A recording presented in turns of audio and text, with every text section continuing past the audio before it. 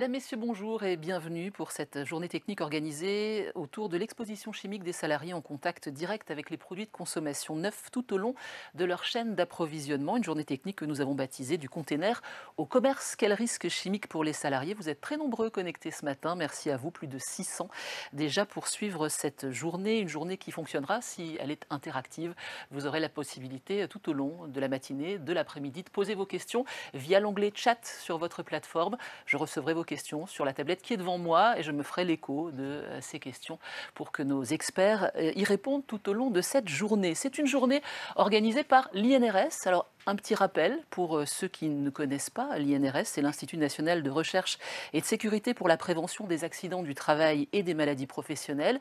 C'est un institut qui est au cœur du dispositif français de prévention des risques professionnels. L'INRS agit au profit de 2,2 millions d'entreprises. C'est 20,6 millions de salariés qui dépendent du régime général de la sécurité sociale. L'Institut apporte ses compétences, son savoir-faire pour préserver la santé des hommes et des femmes et la sécurité bien évidemment au travail, et cela depuis l'acquisition des connaissances, les études en laboratoire, jusqu'au transfert, l'assistance, l'information, c'est ce que nous faisons aujourd'hui, et la formation. L'INRS, c'est 580 collaborateurs à Paris, en Lorraine, 2 sites en Lorraine juste à côté de Nancy, qui apportent leur contribution à la prévention des accidents du travail et des maladies professionnelles dans des disciplines telles que la chimie, la toxicologie, l'acoustique, la ventilation. Vous en verrez quelques exemples aujourd'hui.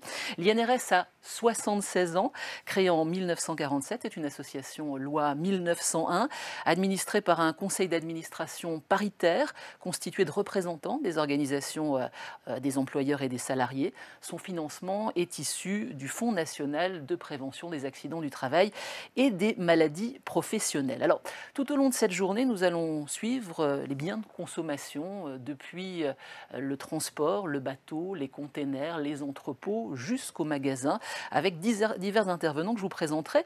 Nous allons démarrer par des éléments de contexte et d'enjeux.